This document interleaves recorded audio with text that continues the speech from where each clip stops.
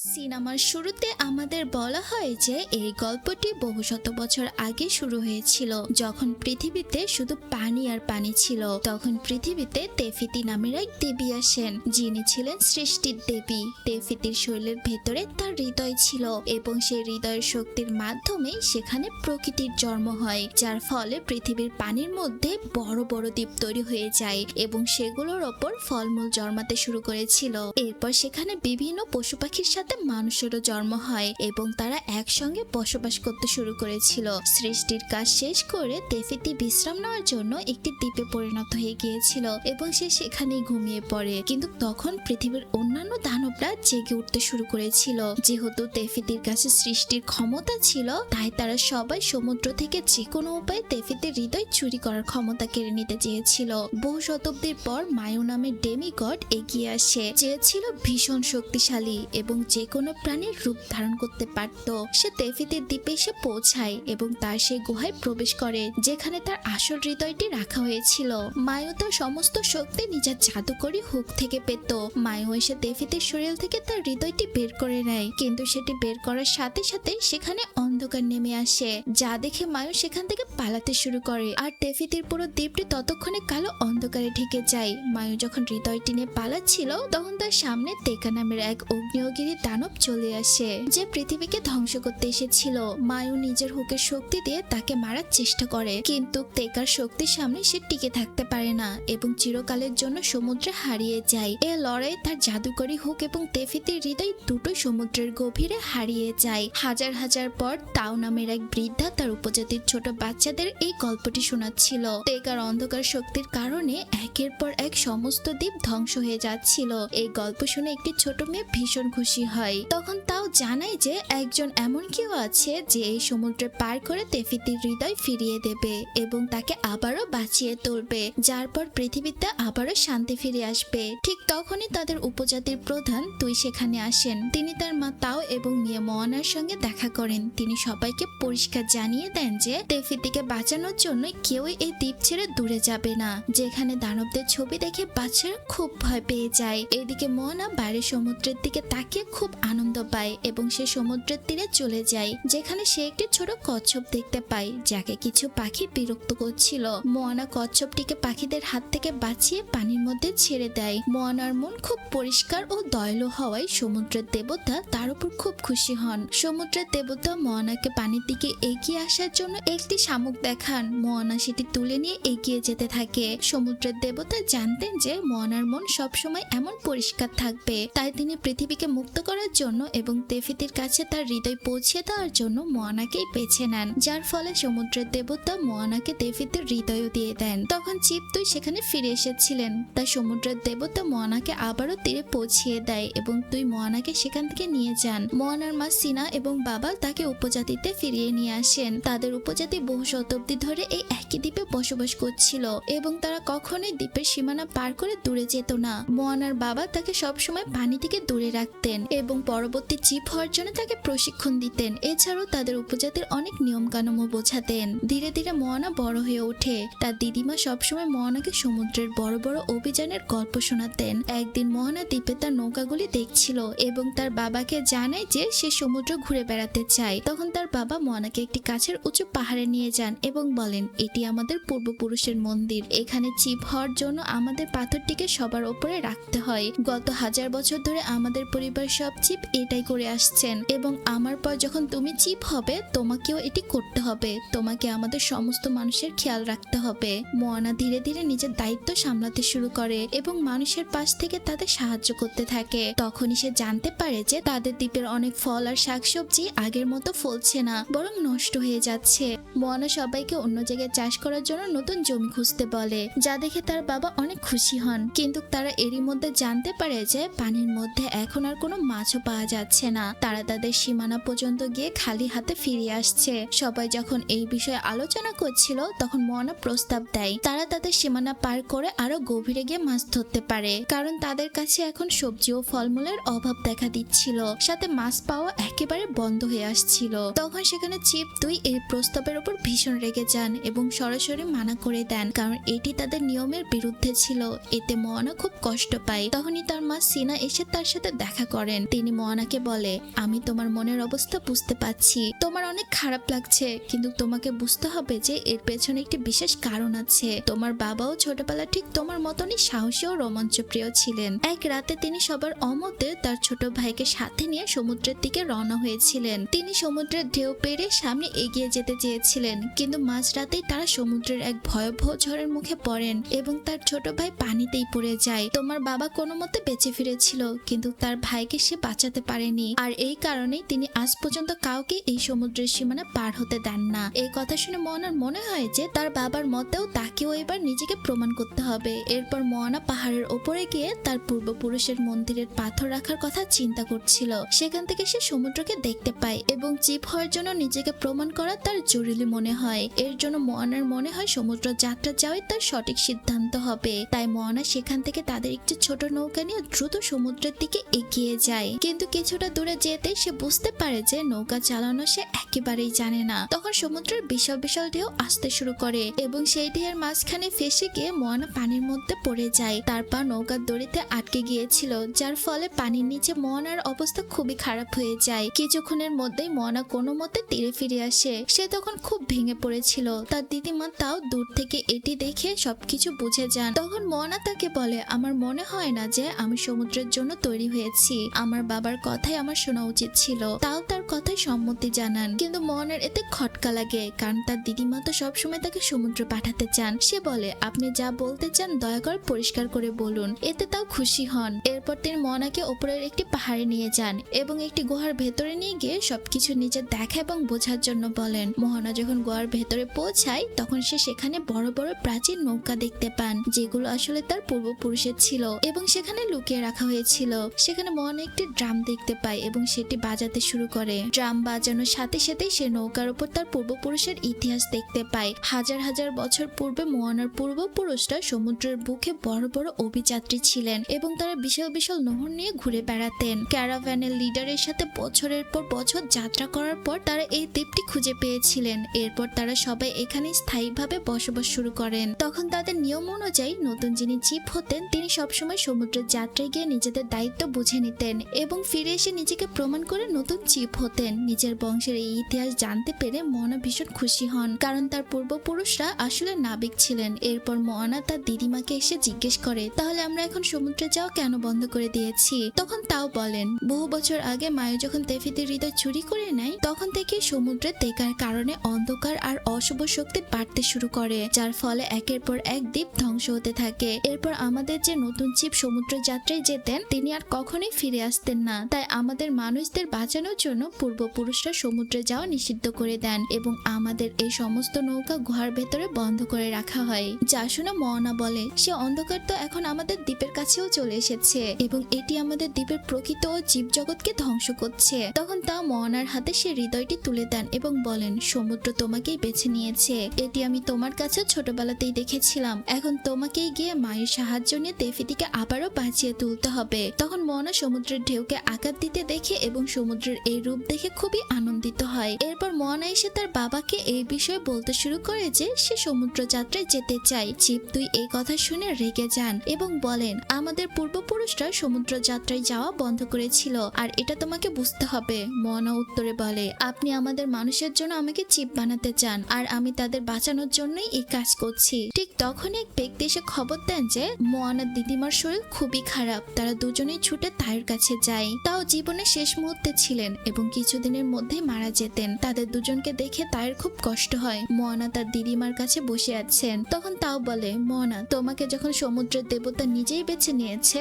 তখন তিনি তোমাকে পথ দেখাবেন, তাই তোমাকে এখন যেতে হবে। আমার এই নেকলেসটি রাখো, এর ভেতরে হৃদয়টি লুকিয়ে রেখো। আকাশের নক্ষত্রের দিকে দেখে তুমি সামনে এগিয়ে যেও। মোহনা তখন ঘরে এসে নিজের জিনিসপত্র গোছাতে শুরু করে। তার মা সিনা তাকে দেখে ফেলেন, কিন্তু তিনি বাধা না দিয়ে উল্টো নিজের মেয়েকে উৎসাহ করেন এবং জিনিসপত্র গোছাতে পৌঁছাতে তাকে সাহায্য করে। এরপর মোহনা সে গুহা থেকে তাদের প্রাচীন নৌকাগুলির মধ্য থেকে একটি নৌকা বেছে নেন এবং সেটি নিয়ে নিজের সমুদ্র যাত্রার উদ্দেশ্যে রওনা হয়ে যায়। মোয়ানা নৌকা নিয়ে যাত্রা শুরু করলে সে দেখে তার পোষা মোরগ হেই হেই অজান্তে তার নৌকায় উঠে এসেছে। সমুদ্রের পানি দেখে হেই হেই ভীষণ কাঁপছিল, তাই মোয়ানাকে তাকে সামলাতে হচ্ছিল।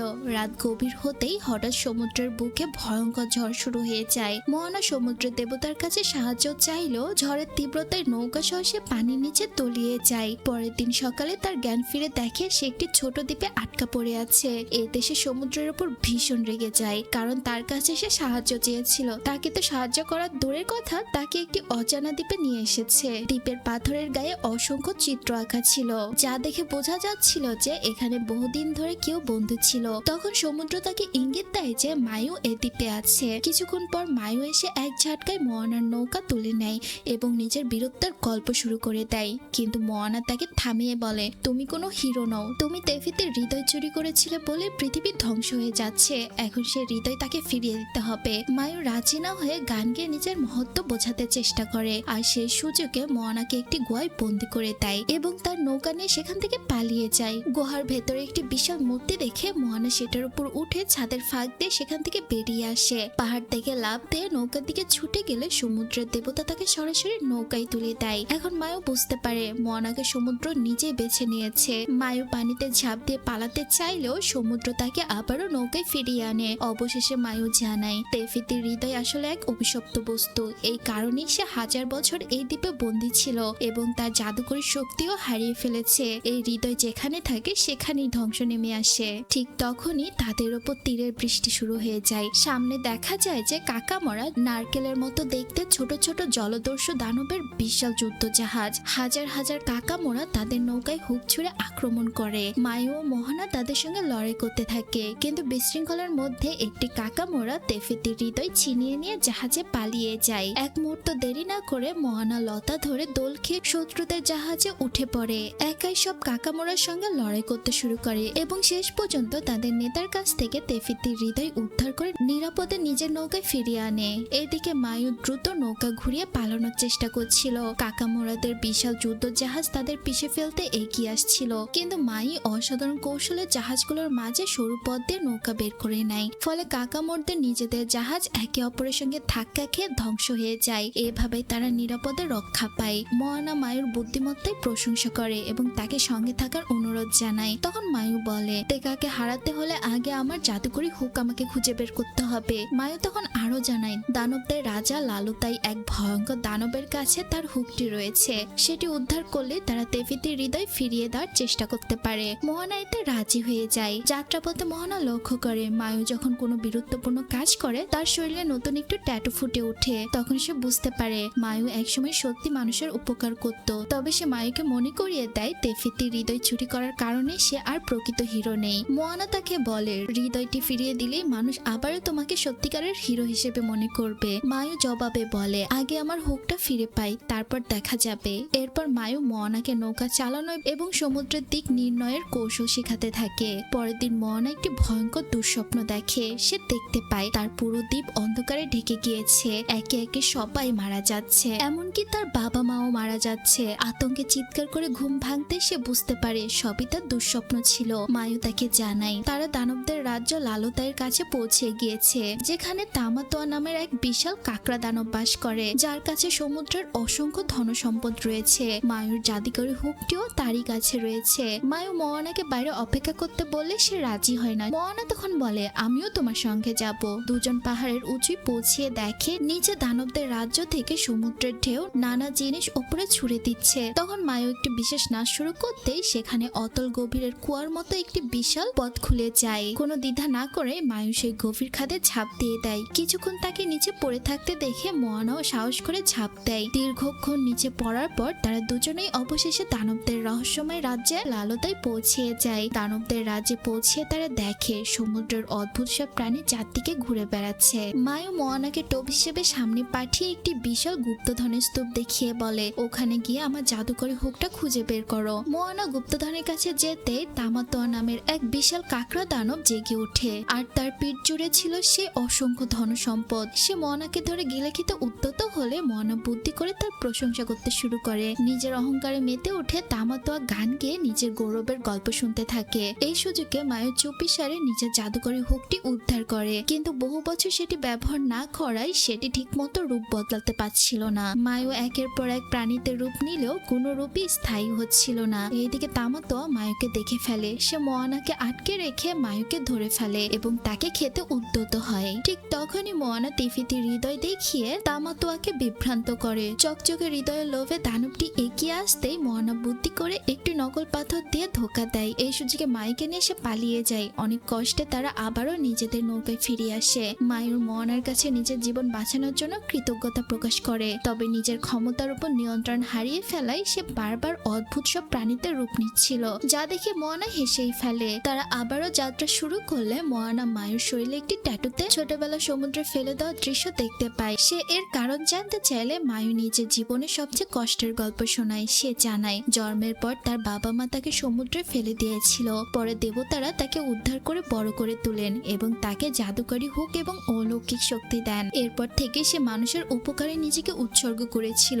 আগুন এনে দেওয়া, নতুন দ্বীপ সৃষ্টি করা, মানুষের জন্য অসংখ্য কাজ করা, সবই সে করেছে তাদের সুখের জন্য। তবুও মানুষের ভালোবাসা পাওয়ার জন্য একসময় সে তেফিতের হৃদয় চুরি করেছিল। তখন মোয়ানা বুঝতে পারে মারুই আসলে খারাপ ছিল না, মানুষের আরো উপকার করতে গিয়ে সে সবচেয়ে বড় ভুলটি করে ফেলেছে। মোয়ানার কথায় মায়ু নিজের ভুল শুধরে নেওয়ার সিদ্ধান্ত নেয় এবং এই পরিকল্পনায় শেষ পর্যন্ত সে রাজি হয়ে যায়। পরের কয়েকদিন ধরে তারা একে অপরকে সাহায্য করতে থাকে। মায়ু মোয়ানাকে দক্ষ নাবিক হয়ে উঠতে শেখায়, আর মোয়ানার সহচর্যে তার আত্মবিশ্বাস ও মনোবল ফিরে আসে। ধীরে ধীরে তার জাদুকরের শক্তিও আগের মতো ফিরে আসে, ফলে সে আবারও ইচ্ছে মতো যে কোনো প্রাণীর রূপ ধারণ করতে সক্ষম হয়। অবশেষে তারা তেফিতির দ্বীপে পৌঁছিয়ে যায়। মোয়ানা তেফিতির হৃদয়টি মায়ুর হাতে তুলে দিলে সে এক বিশাল ঈগলের রূপ নেয় এবং আকাশে উড়ে যায়। কিন্তু দ্বীপের সামনে আগ্নেয়গিরির দানব তেকা তাদের পথ আটকে দেয় এবং আগুনের গোলা ছুড়ে আক্রমণ করে। মায়ু প্রাণপণের চেষ্টা করলেও তেকার আক্রমণ ভেদ করতে পারে না।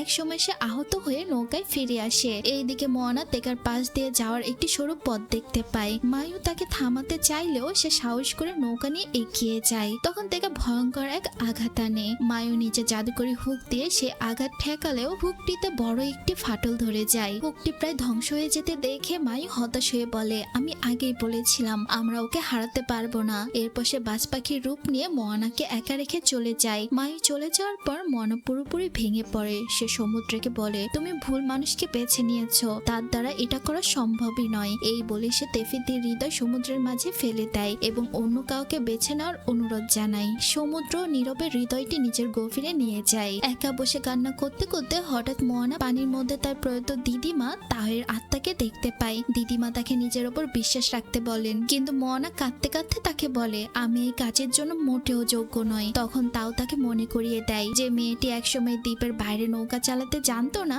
সে মেয়েই আজ নিজের সাহসে এত দূর এসেছে। তাই এখন তার উচিত হবে নিজের হৃদয়ের কথা শোনা। তুমি অবশ্যই এই পথের শেষ পর্যন্ত পৌঁছাতে পারবে। দিদিমার কথা শুনে মোয়ানা নিজের আসল উদ্দেশ্য খুঁজে পায়। সে আবার সমুদ্রের গভীর থেকে তেফিতির হৃদয় তুলে নিয়ে একাই তেকার মুখোমুখি হওয়ার সিদ্ধান্ত নেয়। তেকা আবার ভয়ঙ্কর আক্রমণ শুরু করে, কিন্তু মোয়ানা বুদ্ধি করে তার আক্রমণ এড়িয়ে তেফিতির দ্বীপের দিকে এগিয়ে যেতে থাকে। একসময় তেকা তার নৌকা উল্টে দেয় এবং শেষ আঘাত দিতে উদ্যত হয়। ঠিক সেই মুহূর্তে মায়ু ফিরে আসে এবং নিজের জাদুকরি হুক দিয়ে তেকার আঘাত ঠেকিয়ে দেয়। মোয়ানা তাকে দেখে ভীষণ খুশি হয়ে বলে, তোমার হুক তো এবার পুরোপুরি ভেঙে যাবে। মায়ু শুধু হাসি মুখে বলে, তুমি তোমার কাজ শেষ করো, বাকিটা আমি সামলে নেব। এরপর মায়ু তেকার মনোযোগ নিজের দিকে টেনে নেয়, আর সমুদ্র মোয়ানাকে রক্ষা করতে বিশাল ঢেউ তুলে আগুনের গোলাকে আটকে দেয়। শেষবারের মতো মায়ু তেকার ওপর আঘাত করলে তার জাদুকরি হুকটি চিরতরে ভেঙে যায়। এইদিকে মোহানা তেফিতি দ্বীপে পৌঁছে অবাক হয়ে দেখে সেখানে দেবী তেফিতি নেই। তখনই সে তেকার বুকে তেফিতির হৃদয়ের আকৃতির একটি শূন্যস্থান দেখতে পায় এবং সবকিছু সে বুঝে যায়। আসলে তেকাই ছিল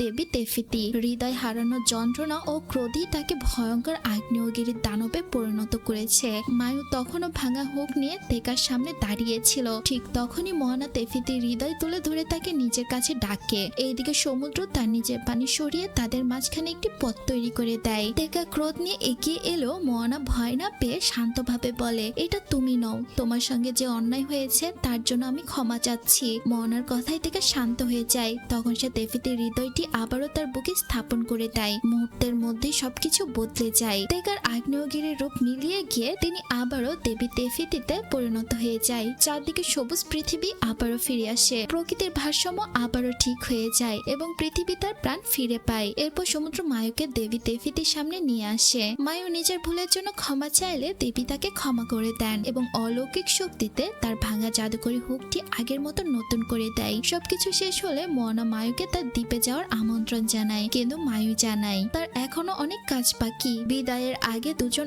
আবেগ ঘনময় একে অপরকে আলিঙ্গন করে আর মায়ু বিশাল এক ঈগলের রূপ নিয়ে আকাশে উড়ে যায়। এইদিকে মোয়ানার দ্বীপে আবারও সবুজ ফিরে আসে। কিছুদিন পর সে বাড়ি ফিরলে উপজাতি তাকে বিরাট সম্মান জানায়। তার বাবা মা গর্বে তাকে বুকে জড়িয়ে নেয়। সমুদ্র মোয়ানাকে উপহার হিসেবে একটি শামুকের শঙ্খ দেয়। সে সেটি পূর্বপুরুষের স্মৃতিস্তম্ভের সর্বোচ্চ স্থানে স্থাপন করে, যা প্রমাণ করে যে সে এখন তাদের নতুন প্রধান। শেষ দৃশ্যে দেখা যায় মোয়ানা পূর্বপুরুষের রেখে যাওয়া সব বিশাল নৌকা আবারও সমুদ্রে নামিয়েছে। নিজের পরিবার ও পুরো জাতিকে সঙ্গে নিয়ে সে নতুন এক সমুদ্র যাত্রায় বেরিয়ে পড়ে। আর এভাবেই শেষ হয়ে যায় মোয়ানার অসাধারণ এই গল্পটি। তো বন্ধুরা, কেমন লাগলো মোয়ানা কার্টুনের লাইভ অ্যাকশন মুভিটি? তো আজ আর কথা না বলি, পরে আবারও একটি গল্পে কথা হবে। ততক্ষণ পর্যন্ত ভালো থাকবেন, সুস্থ থাকবেন। আল্লাহ হাফেজ।